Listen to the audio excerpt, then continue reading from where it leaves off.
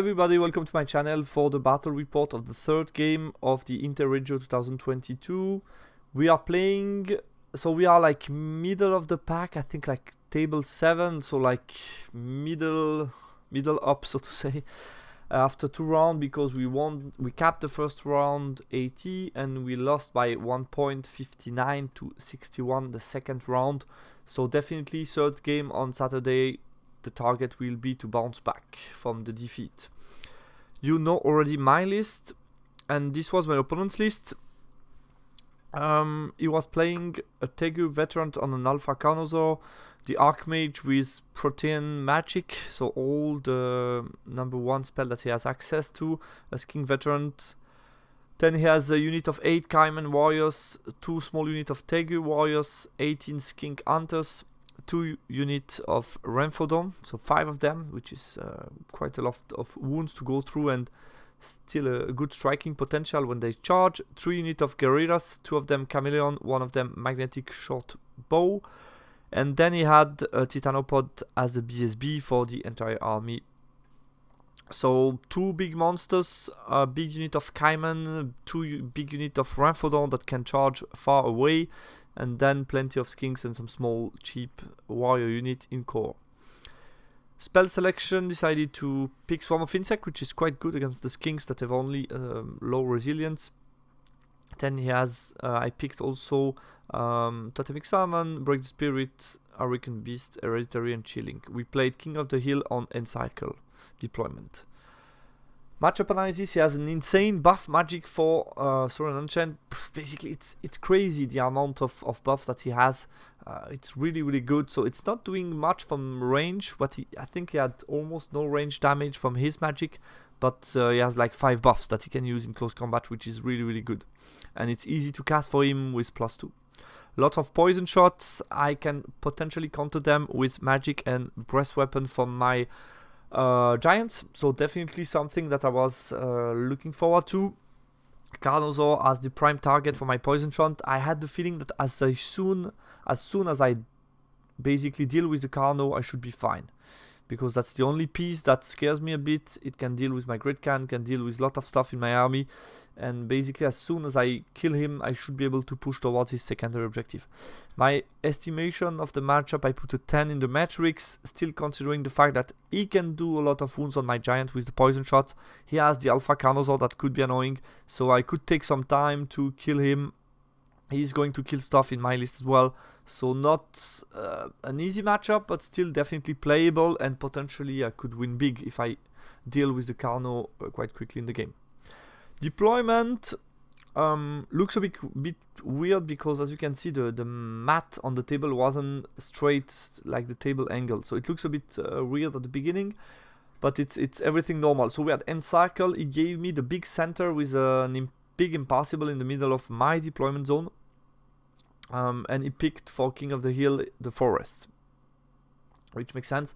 I decided to go for the wall. I had 2 potential game plan. The first one would have been to pick the hill, to have more space to deploy a lot of stuff here on the left and push towards him and try to go for his secondary objective, which was a decent game plan. And second one was more frontal, to put my strong unit facing his forest and basically to go really in front of him, so in his face, and I was going to start the game. So I tried to do that. I picked the wall, deploy for first turn, put a Cauldron Giant, Great Weapon Giant, Scrappling in the middle, Death Star with the Mage and the Great Can, Tribesmen, Dog, Merc Vets that are looking that way and going to Swift Reform as soon as those guys move out of the way. Then the Bruiser Darts, the Frosty, this is not the Giant. And that was my deployment. His counter deployment decided to put all his Chameleon on the far left, but without a unit to give them leadership, babysitting, so to say. Then that's the unit of Skink Hunter, the other unit of Skink that were vanguarding, I guess. 5 Remphodon, another unit of 5, Cayman here in the back, he's scoring with the Mage. Titanopod, and here all the way back the Alpha Carnosaur out of my shooting range, and here on the top right he has his Tegu Warrior. I think this one has the standard, not sure about that. So let's go for my turn 1. I didn't push that much. Basically, I reformed my battle line, push on the left, so I saw multiple weaknesses in his left part of the map. I put the Cauldron Giant in a position to breast weapon him in case he failed the Discipline 6 panic check, and in case I'm able to trigger it, it's going to flee through the second unit that's going to take the similar Discipline check. So could get rid of both with one lucky breast weapon. This other Giant went on the hill to potentially punish some of his movement. I moved those guys out of the way, try to basically, I think, trigger some frenzy check. Didn't push forward with these two units, trying to take my time to kill stuff, and then moving forward, reposition some stuff on the right as well. In the magic phase, I got Swarm of Insect, did 4 wounds to those kings. They had a panic check on the 6, they failed that and flee, so perfect for me. Then I breast weapon on the second unit, kill only 3 of them, so no panic check for now. And with poison shot I did 2 wounds to his BSB.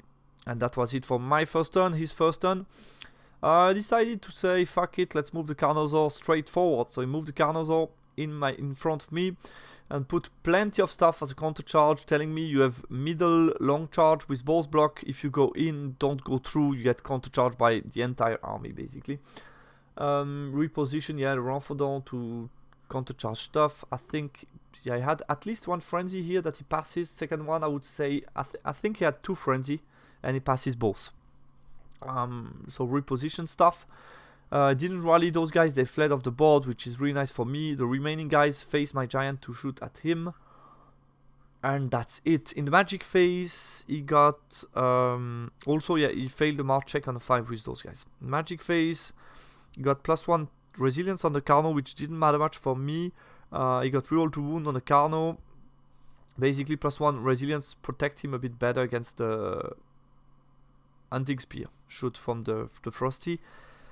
Shooting, he did like couple of wounds. He did 1 wound to the Frosty and put on him a reroll to hit target. He already put 2 of them, as you can see, on my 2 main block to be able to reroll to hit with his monsters. And he did 3 wounds to my leftmost Giant with the regen. My turn. I declare a charge with this Giant against his king. It's a terror check on the 6. He failed that one and didn't fled far away. I catch him. So I dealt with all the chameleon, which is very good news for me. I took also a charge with the bruiser into this unit, and that was it for my charges. Push forward with the Giant. Here, this is the point where I catch him, looking at his remaining unit. So I'm feeling good because I dealt with the left flank. That's why also I was waiting here in the middle. I felt there is enough opportunities here created on the left to be able to push towards the middle with the Giant and apply more pressure from the flank to force him to look the other way around. And here there is that charge. Use the Trispan Dart to chaff the Carnosaur, put myself between, within range of BSB and General, and basically in a position to shoot him with both the harpoon shot plus the Merc Vats, which could do a lot, plus my magic. And here I'm just being patient with my block. As soon as I've dealt with him, I should be able to move more forward. In the magic phase, I'm getting a Swarm of Insect on the Carnosaur to 2 wounds, so I'm very excited because I have all my shots left. I got +1 resilience on the bruisers in close combat, and shooting I did 0 wounds with the 2 harpoon shots, plus all these shots did nothing to the Carnosaur. And I guess that's it. Yeah, let's move on to his turn. Oh yeah, close combat, he failed the break test and I just pursue to the flank so I catch them, which is nice. His turn, and basically he failed the frenzy check here, had to charge something, charge out my Death Star. Then he charged with the Carnosaur against the chaff. I failed the 9 rollable, so I have to flee. Passes the redirect check and get the charge in on 8 Swift Stride. It failed that charge, that was also middle like 8, maybe 7, I don't know. He failed that charge. I think, to be honest, it would have probably been better for me if he got both in. Because the Carnosaur, as you can see with the Impassable and the maximization of the model in contact, he cannot put those guys here on the left. So the Carnosaur has to come all the way here in contact with only my Great Khan. Then he positioned those guys in base contact. And he has no champion in this unit. So I can challenge with my champion. The Carnosaur has to take it. And then I can go with the Great Khan against this unit. and I don't think he can break my steadfast and kill everybody, so I should be fine. And then I have a Renfordant unit in front of my Merc Vest that I can potentially countercharge and so on. So I'm not sure if it's good or bad that he failed that charge, but at least he got the Carnosaur in, which is not the perfect scenario for me, because now I'm in big danger and I was in total control. As you can see, I had here another piece of chaff that could go next round and chaff him again, so everything was ready, and now I'm a bit more in danger, to be honest. We will see how that goes. The rest just move a bit around, didn't need to risk more.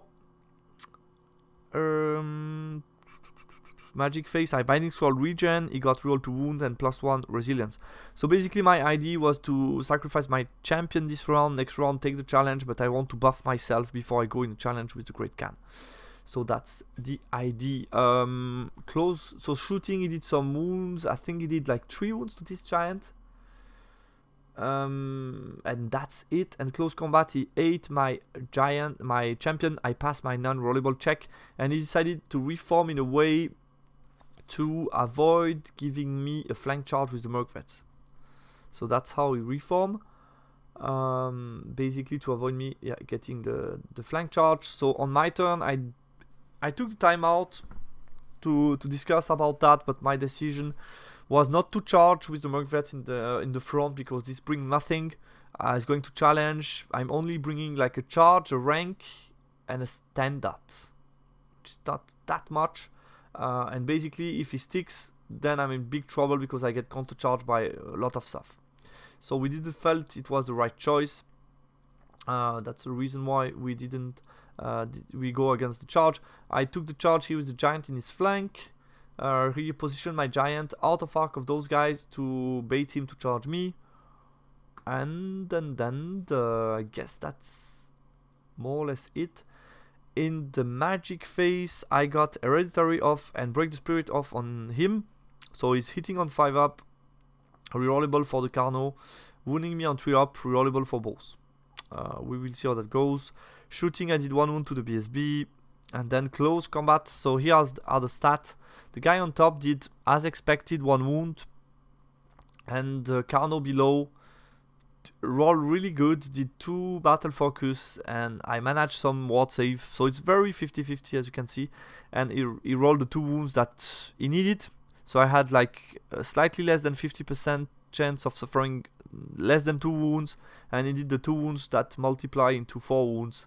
And that's enough to kill my Great Khan, and we tie because I have 2 rank, a standard, a flank, a big flank, and we tie combat. So, but my Great Khan is dead, and I'm in big trouble. Here I make him break, pursue, catch him, which is at least something, out, and I pursue out of arc of the Cayman, which is good news for me. He's turn 4, he's turn 3, sorry, so here we're still in combat. I decided not to charge with Titanopod against Strength 7 Giant, which can be scary, so just move out of my arc, move those guys back, move those guys out of arc of the Giant here. I could have done a better move to avoid that happening, and I cannot move here in the gap. There is not enough space to move in with my Giant, which is a bit annoying as well, so not too happy about how I managed the situation here on the right. Yeah, Magic Face. He got reroll to wound on the Carnosaur. Only that. And then he got +1 strength on the skink, which I don't care too much. I was afraid about more buff into the Carno, maybe eating water and so on. Shooting, he did 4 wounds to this giant, so I'm still alive, but on 2 wounds. Close combat, he did like 10 wounds to me and not steadfast anymore. He didn't check to restrain. I think he should have. I did like 1 wound with my guys, and he pursue and loses 2 wounds because of break the spirit, meaning he has only 1 wound left. So this is at least some good news, and he's looking towards the board edge at nothing. So not too bad altogether. My turn 4. I uses this unit to basically block the skink from shooting the giant, so I was able to pass the mark check, move away with the giant on 2 wounds remaining, and at the same time I'm like slowing down the Cayman to going towards my secondary objective, giving me precious time for my Merc Vest to shoot at the Carno, the remaining wound of the Carno, and dealing with him. In the meantime, I forgot to mention that he charged those guys last round and I rallied them this round, which is nice. Here I don't know why, it's not the right choice. I decided to charge with the Frosty against those guys, having another run of 9 to go out of the table, which is still quite long. We'll see if I manage that. And I couldn't go through the gap with the giant, so I moved just back with the giant. In the magic phase, I'm going to get a swarm of insect on this little skink, kill 4 of them. I got also chilling goal. In shooting, I killed the last one of the Carno. Goodbye. He did enough. And close combat, I deal with them. Passes another run of 8 instead of 9 that I needed. So I'm here and they're going to charge me. I have a counter charge in place, but we'll see what happens. He's turn 4. He charged in my flank, trying to get the overrun out of the table. Those guys charge them. The rest just reposition. In magic phase, I dispel +1 strength. He got reroll to wound. Close combat, he one-shot the Frosty that had like 4 wounds left, and or 5, and went out of the table with the overrun. My turn. Go on the wall to protect my wall. Get distracting. I rally him. He had 1 wound left, so I 3 wounds left. So I rally him on full leadership, chaff against those guys, and be ready to punish them. What else? The rest just save those points, move the things away, and that's going to be slowly the end of the game. I don't have pictures anymore, but we ended up more or less like that. I tried to get those points, but I think I got maybe half. I think I was able to move out of the way because he didn't want to charge and get counter charge. So that was more or less how we ended up, and I couldn't charge the run 4 down because he had buffs on him and counter charge of T9A pod, I guess. We ended up being a 10-10. We took 2,000 points of each other. So, not too bad altogether if I consider the fact that I failed the key panic check on turn 2 and the Carnosaur went into my Death Star too soon. It could have been worse, to be honest. Post-game analysis. So, secondary objective, I picked the wall to try to push on his forest. I think this makes sense, but considering the fact that I wanted to have time to deal with other stuff and not engage too soon, I could have picked the hill to have more freedom and maybe close the map a bit better. I felt there was too many loose ground, I think we can say it like that, on the left flank. I didn't manage so much to push the right flank, so also my strong flank wasn't too strong. So I think I could have potentially take the hill and do something slightly different. So not totally convinced it was the right choice. But I think both choices are pretty decent. Chaff being terrored messed up with my plan. Like I mentioned, I had multiple chaff ready for him. He was in open terrain, and as soon as I kill him, I think the game opened up for me. Great Khan didn't manage to save the day. It was a very kind of 40-60 close combat. My chance was not so high to survive, but didn't manage to do it. His muff magic was very hard to stop. As soon as I was in combat, I felt it was very complicated.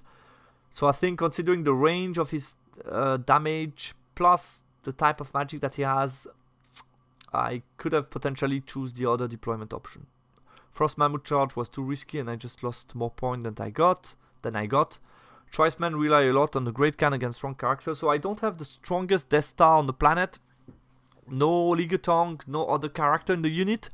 I was smart enough to move the Shaman out of trouble before it began, so luckily for me I didn't lose my Master Mage on this action, but as we saw, the Tribesmen rely only on the Great Khan. As soon as the Great Khan dies, then it's over for this unit against this type of character. Chameleon could have been baby side. I think on the SR perspective, that was one of the potential biggest mistake.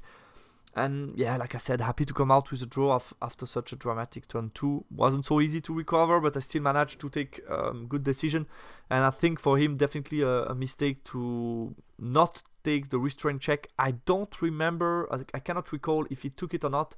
I would say no, but he should definitely have done it and look towards my Merc Vets and apply pressure, and in case I fail to shoot him, maybe he can do some things.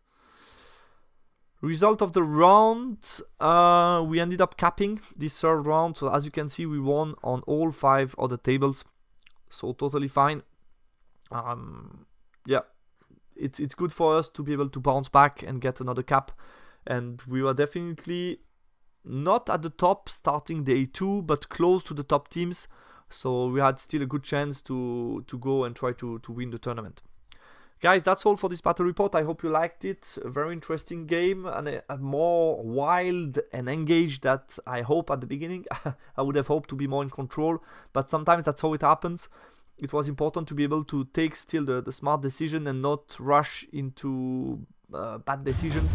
So I felt I managed to do that after the beginning that wasn't optimal, and still happy to end up with a draw in a game that didn't start so well. Thanks a lot for watching the battle report. I hope you liked it, and talk to you soon on the channel.